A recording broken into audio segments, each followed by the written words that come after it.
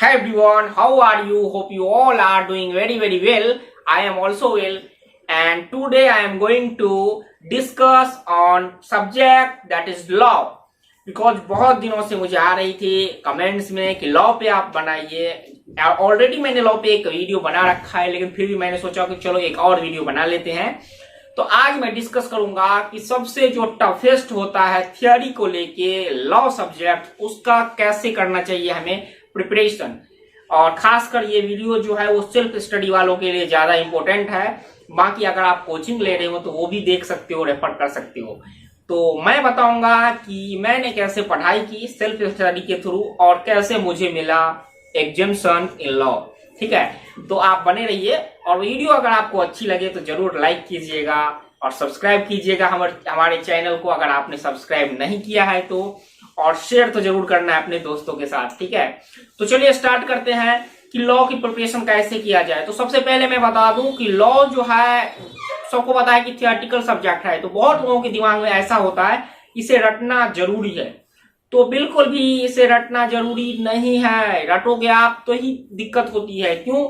रट के भी पास किया जा सकता है, ऐसा नहीं है नहीं किया जा सकता, लेकिन रटने में और समझने में यह होती है कि अगर क्वेश्चंस आपको आ जाएगा और क्वेश्चंस में थोड़ा सा भी वेरिएंस होता है, तो अगर आपने रटा हुआ है तो आप उसको फिर उस हिसाब से आंसर नहीं कर पाओगे। लेकिन अगर आपने समझा हुआ है तो डेफिनेटली चाहे कितना भी घुमा के क्वेश्चन आए आप जरूर उसका आंसर कर सकते हो। तो चलिए समझते हैं कि कैसे करनी चाहिए तैयारी हमें। तो सबसे पहले मैं इंटर की बात करूंगा, उसके बाद फाइनल की बात करूंगा। तो इंटर के बारे में मैं बता दूं कि सबसे पहले हमें यह देखना होता है कि रैंकिंग करनी चाहिए। हमें सबसे पहले रैंकिंग करनी चाहिए कि कौन सा टॉपिक हमें पहले पढ़ना चाहिए।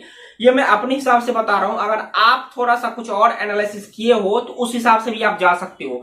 बिकॉज जब मैंने तैयारी की थी तो मेरे एनालिसिस के हिसाब से मैंने एक पर्टिकुलर रैंकिंग सेट की थी, उसी के हिसाब से मैंने पढ़ाई की।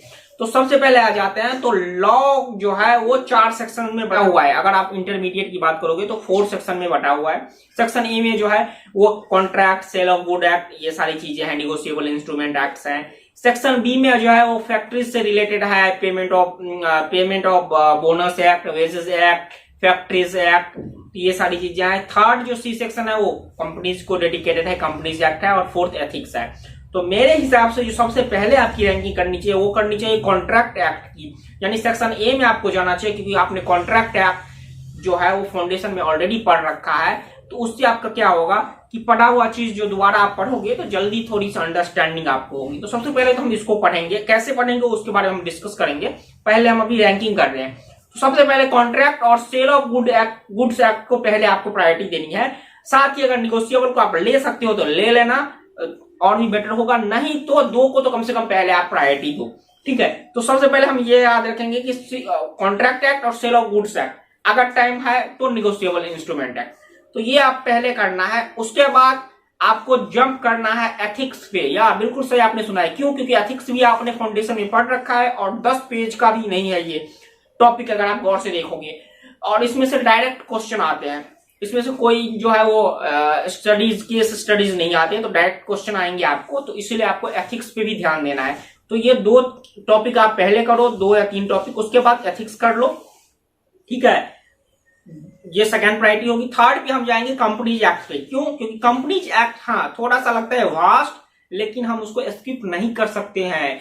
कितने लोग बोलते हैं कि बिना स्किप करके भी हम पास हो जाएंगे, लेकिन स्किप करना बेवकूफी है। क्यों? क्योंकि आप देखोगे कि कंपनीज एक्ट से पर्टिकुलर टॉपिक से क्वेश्चन आते ही आते हैं, और अगर मुझे पता है कि इस पर्टिकुलर टॉपिक से क्वेश्चन आते ही आते हैं तो मैं क्यों ना उसको पढ़ती जाऊं।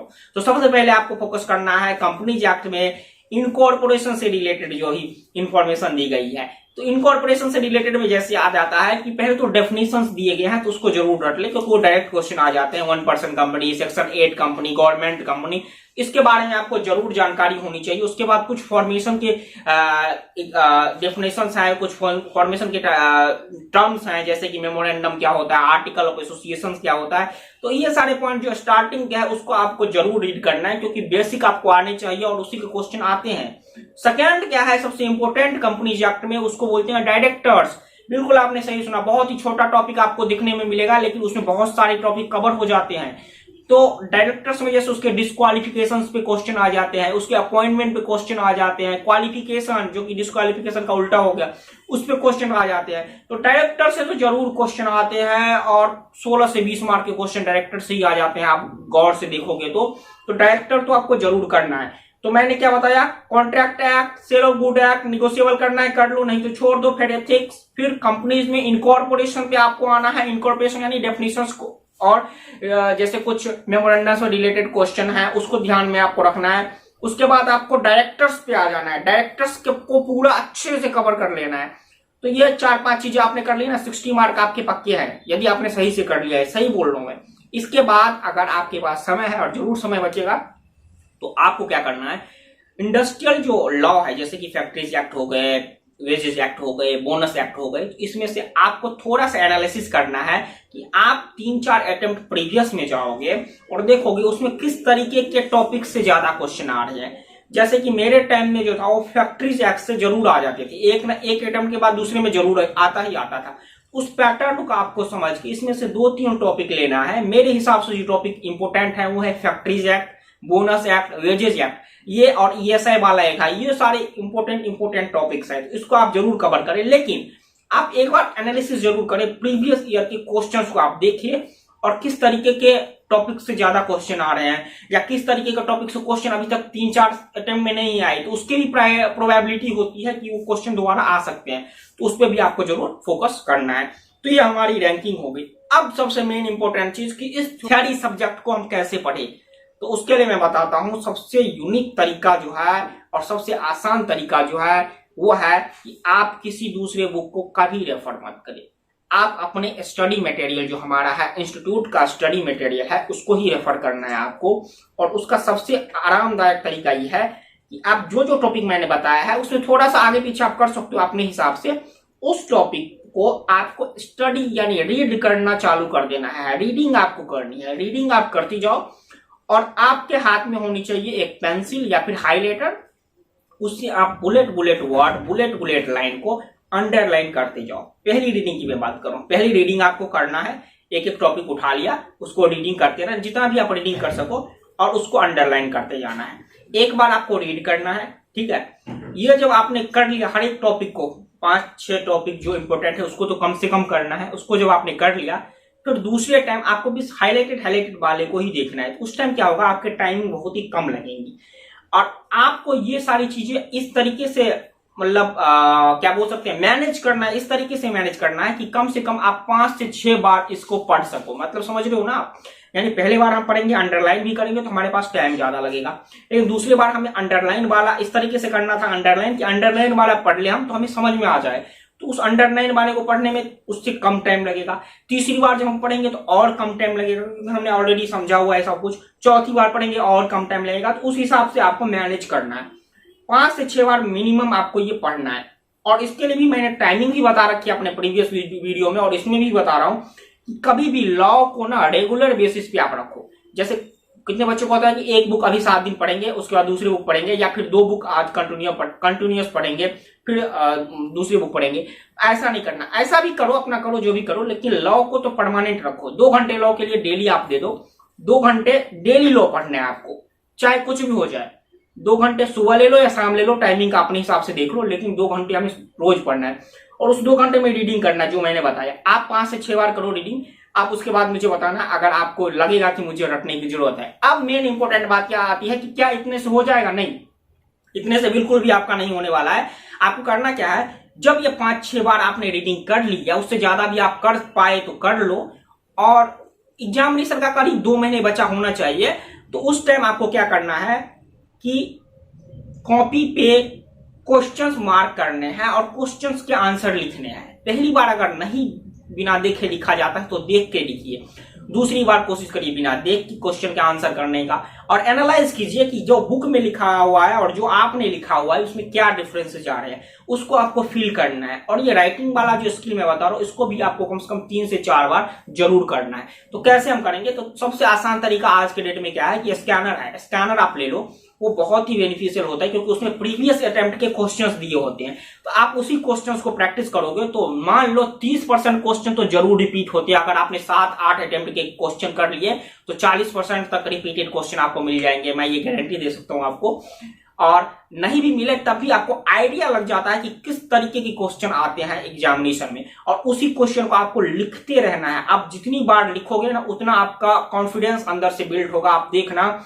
और आप जरूर जब क्वेश्चन एग्जामिनेशन में बैठोगे तो जैसे क्वेश्चन कोई देखोगे तो आपको तुरंत दिमाग में हिट करती है उसके आंसर्स, और आप जरूर उसको अटेम्प्ट करती हो। ये मेरा पर्सनल एक्सपीरियंस है, इसीलिए मैं आपको शेयर कर रहा हूं। मैंने लॉ की कोई कोचिंग नहीं ली, मैंने स्टडी मैट पढ़ा, जैसे मैंने अभी बताया वैसे मैंने किया था, फाइनल में भी और इंटर में भी, और मुझे एग्जामिनेशन आए हैं लॉ में। इसलिए ये मेरी तरफ से जो मैं इंफॉर्मेशन आपके साथ शेयर कर सकता था ये है। फाइनल वालों के लिए मैं टॉपिक्स की बात अगर करूं तो फाइनल के टॉपिक आपको जरूर पता है कि आपने अगर इंटरमीडिएट में कंपनी चेक अच्छे से किया हुआ है तो फाइनल में आपको थोड़ा कम कंपनी चेक अच्छे से पढ़ना पड़ेगा, क्योंकि यहाँ पे बोर्ड मीटिंग थोड़ा एक्स्ट्रा होता है। बाकी आप देखोगे तो लगभग सेम है, थोड़ा सा वास्ट है। तो इसमें सबसे पहली चीज आपको क्या करना है, कंपनी एक्ट में इनकॉर्पोरेशन ही पढ़ना, जो कि आपने ऑलरेडी लॉ में पढ़ रखा है इंटरमीडिएट में, उसको और अच्छे से मसाजिंग करनी है। थोड़ा 1-2 कंपनी नया है, जैसे निधि कंपनी नया है तो उसको पढ़ना है, उससे क्वेश्चन आ जाते हैं। वो 1% को थोड़ा वास्ट किया है तो उससे भी क्वेश्चन आ जाते हैं। उसके बाद आपको जाना है डायरेक्टर पे, डायरेक्टर को अच्छे से पढ़ो, डायरेक्टर तो आएगा ही आएगा। उसके बाद बोर्ड मीटिंग के बाद अकाउंट्स एंड ऑडिट, इंस्पेक्शन, और एक डिविडेंड का टॉपिक है उसको तो जरूर करना। ये सारी चीजें कर लेती हो आप। उसके बाद आपको मूव कर जाना है सेबी एक्ट पे। सेबी एक्ट दिखने में थोड़ा लंबा लगता है, लेकिन जब आप पढ़ोगे तो बहुत ही आरामदायक आपको लगेगा, क्योंकि कंपनी एक्ट से थोड़ा डिफरेंट इसकी लैंग्वेज होती है, तो आपको अंडरस्टैंडिंग थोड़ी जल्दी मिल जाती है। तो सेबी एक्ट करो। उसके बाद आपको कॉर्पोरेट गवर्नेंस का थोड़ा सा, फैमिली प्लान से रिलेटेड, बिजनेस से रिलेटेड जो इंफॉर्मेशन है वो थोड़ा पढ़ लेना है। CSR से रिलेटेड जो डेफिनेशंस है उसको आपको करना है, क्योंकि ये जरूर आ जाते हैं। तो ये सारी चीजें आप कर लोगे। उसके बाद बचेगा क्या, उसके बाद इंसॉल्वेंसी एंड बैंकरप्सी बचता है, उसको आपको करना है। और बैंकिंग सेक्टर्स के जैसे कि सरफराजी एक्ट आ गया, मनी लॉन्ड्रिंग आ गया, इंश्योरेंस कंपनी आ गया, तो ये छोटे छोटे टॉपिक आप बाद में रखो। तो इस तरीके से आप रैंकिंग करोगे, क्योंकि फाइनल एक ऐसा लेवल है ना जिसमें कुछ भी हम छोड़ नहीं सकते। मैं तो ये लिमिटेड करके बता रहा हूँ, क्योंकि आपके पास अगर टाइम नहीं है तो फाइनल में कुछ कहा नहीं जा सकता, लेकिन ये जो टॉपिक मैंने बताया उसमें से जरूर क्वेश्चन आते हैं, ऐसा है। अब कितने आते हैं वो तो डिपेंड करता है अटेम्प्ट टू अटेम्प्ट वाइज। यदि आपको 100 या 90 प्लस मार्क लाने हैं तो आपको सारे कवर करने पड़ेंगे, चाहे आप इंटर में हो या फिर फाइनल में हो। इंटर में तो थोड़ा कम भी है, क्योंकि आपको आ सकते हैं थोड़े कुछ ऐसे होते हैं इरेलेवेंट टॉपिक है, जिससे मतलब irrelevant in the case of exam, for the purpose of examination में बोल रहा हूँ, तो एग्जामिनेशन में नहीं आते। लेकिन फाइनल में तो आप नहीं कर सकते। हर एक टॉपिक अपने आप में बहुत ही इंपॉर्टेंट है, बट मैं मोस्ट इंपोर्टेंट टॉपिक का मैंने नाम लिया है ताकि इसको थोड़ा ज्यादा प्रायोरिटी दो। उसके बाद टाइम बचता है तो बाकी टॉपिक्स को आप देख सकते हो। और स्टडी का तरीका वही रहेगा जो इंटर के लिए मैंने बताया है। आपको कम से कम 5 से 6 बार पढ़ना है, जो टॉपिक्स है उसको रीडिंग करनी है, अंडरलाइन करना है, ताकि नेक्स्ट टाइम आपको कम पढ़ना पड़े। और साथ ही साथ 3 से 4 बार आपको राइटिंग करनी है, क्या, प्रीवियस अटेम्प्ट्स के क्वेश्चंस को। आप देखोगे कि आप मतलब अंदर से इतना कॉन्फिडेंस आपको आ जाएगा, क्योंकि उसके बाद आप क्या करना, उसके बाद मॉक टेस्ट जो आते हैं ना, वो 2-3 अटेम्प्ट के मॉक टेस्ट भी दे देना। नए वाले अटेम्प्ट के मॉक टेस्ट देना, उसमें देखना मत बिल्कुल भी, कोई भी बुक खुद से क्वेश्चन करने की कोशिश करना, और फिर आप देखना कि आपको कितना आप लिख पाते हो। तो मुझे पक्का यकीन है जो स्टूडेंट जैसा मैंने बताया वैसे वैसा अगर आप करोगे तो डेफिनेटली आप देखोगे कि 80 to 90% आप अटेम्प्ट करोगे। मॉक टेस्ट हो गया, RTP हो गया, प्रीवियस अटेम्प्ट क्वेश्चंस हो गया, इस सबको थोड़ा सा अच्छे से मसाजिंग करके आपको जानी है। बाकी अगर और कुछ मैं स्किप कर रहा हूं मेरे हिसाब से तो आप जरूर कमेंट कीजिए, मैं दूसरी वीडियो भी लाऊंगा। कुछ टाइम का थोड़ा सा चल रहा है, अभी मैनेज करने में मुश्किल हो रही है, इसीलिए मैं वीडियो थोड़ा कम ला रहा हूं।